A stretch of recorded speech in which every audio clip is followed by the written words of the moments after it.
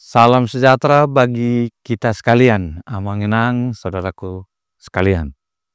Firman Tuhan dalam firman kehidupan tertulis dalam Mazmur pasal 103 ayat 19. Tuhan sudah menegakkan tahtanya di sorga dan kerajaannya berkuasa atas segala sesuatu.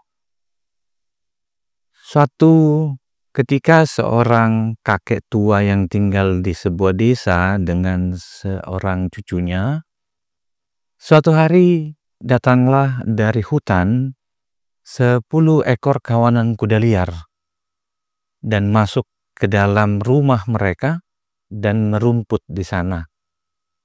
Ditangkapnya lah kuda-kuda liar itu oleh kakek dan cucunya itu.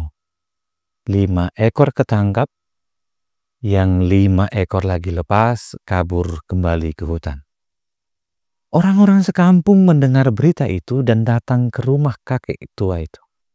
Kata mereka, wah, kakek kedatangan 5 ekor kuda gratis nih. Memang benar-benar berkat yang luar biasa ini.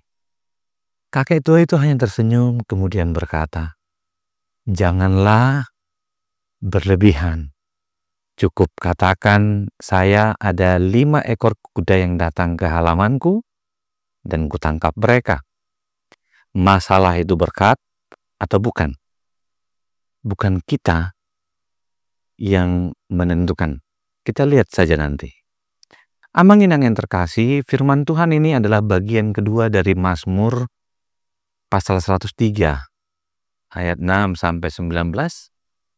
Menurut Mary Claire Barth adalah merujuk kepada sebuah motif peralihan fokus dari undangan doa yang memotivasi diri sendiri untuk memuji Tuhan kepada undangan semua orang untuk fokus pada Tuhan dan memuji karena kasih setia dan belas kasihannya.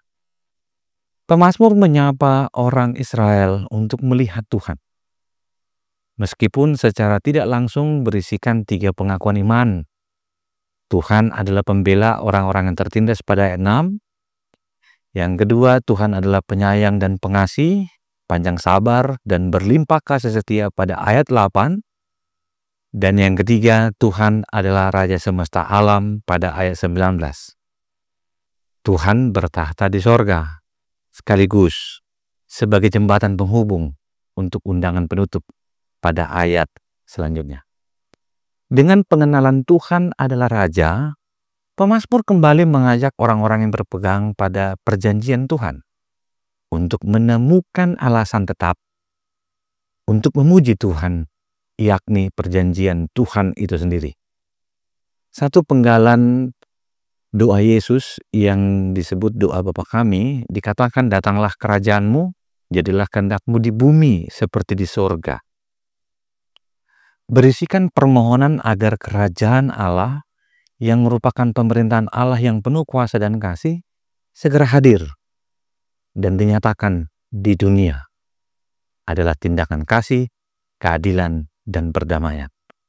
Di bagian selanjutnya dikatakan jadilah kehendakmu di bumi seperti di sorga, adalah permohonan agar orang percaya dapat hidup sesuai kehendak Tuhan sebagaimana yang terjadi di sorga.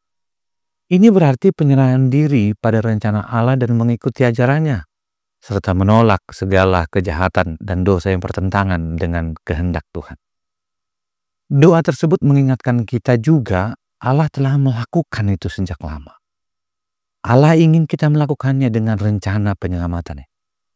Seorang bernama Yusak Kartadija dalam novel Kerajaan yang Hilang, ada kalanya kerajaan hilang pada era kolonialisme Belanda di Indonesia.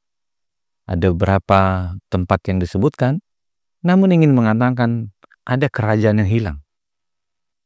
Detik.com dalam Detikpedia mengatakan ada peradaban yang hilang. Pernah membayangkan ada sebuah kerajaan Maya yang terletak di semenanjung Yucatan, Guatemala modern, di Basile, dan sebagian lagi di Meksiko maksudnya. Peradaban Maya menjadi peradaban paling dominan pada saat itu. Namun peradaban ini hilang. Menurut informasi atau para arkeolog mengatakan ini disebabkan karena korban perang dan perubahan iklim yang menyebabkan kelaparan dan menipisnya sumber daya. Yang kedua ada Kerajaan Khmer yang terletak di Kamboja, adalah salah satu kota terbesar. Kota ini memiliki peradaban yang baik dengan sistem jalan dan kanal yang luas. Dalam dugaan para ahli berkata terjadi bencana lingkungan membuat mereka kehilangan kehidupan. Yang ketiga ada Pulau Paskah atau Rapa Nui yang ada di peradaban Polinesia. Saat itu memiliki peradaban yang cukup ramai dan penduduk saat itu dikenal sebagai penduduk navigator laut yang menunjukkan kemampuannya dan kecanggihan peradaban itu hilang karena kehabisan sumber daya alam, penyakit dan lain sebagainya. Yang keempat ada Mississippi, peradaban yang disebut dengan perkembangan agraris kemasyarakatan yang begitu baik di zamannya, memiliki satu tempat yang disebut Cahokia di Illinois, dan juga pernah dikatakan piramida tanah besar dengan kompleksitas perkembangannya ternyata juga mengalami perubahan. Mereka hilang karena peradaban mereka tidak mampu menyesuaikan diri dengan lingkungan dan mendapati penyakit dan sanitasi yang tidak baik. Kita juga pernah ingat Uni Soviet dengan raksasa ideologi dan militer yang dikenal juga dengan superpower, menjadi kumpulan negara-negara merdeka. Kekuatannya tak terkalahkan. Mereka hancur bukan karena dari luar, tapi dari dalam yang tidak bisa memberikan diri mereka untuk siap melihat perbedaan. Demikian juga dengan Yugoslavia, bukan kalah perang, bukan melawan musuh, tapi karena rakyat sipilnya yang saling mencurigai antara rakyat dan pemimpin dan sulitnya perdamaian dan lain sebagainya. Amang-inang yang terkasih dalam Tuhan Yesus Kristus, kita menemukan banyaknya bangsa dan peradaban yang besar yang kuat pernah menguasai sebagian besar wilayah bumi. Seiring waktu ternyata mereka takluk atau hilang. Baiklah, kita mengingat juga kesetiaan Tuhan. Di antara banyaknya peradaban yang tidak bertahan, ternyata satu kerajaan yang sudah dan sampai hari ini bertahan, yang disebut adalah kerajaan yang dipimpin oleh Allah. Tuhan adalah pencipta dan penguasa. Artinya tidak ada yang lebih berkuasa daripadanya. Inilah yang menjadi kesaksian Alkitab bagi kita.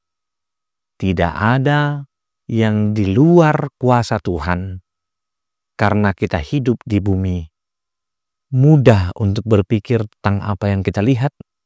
Namun kenyataannya, kebanyakan orang hidup dengan perspektif yang terbatas.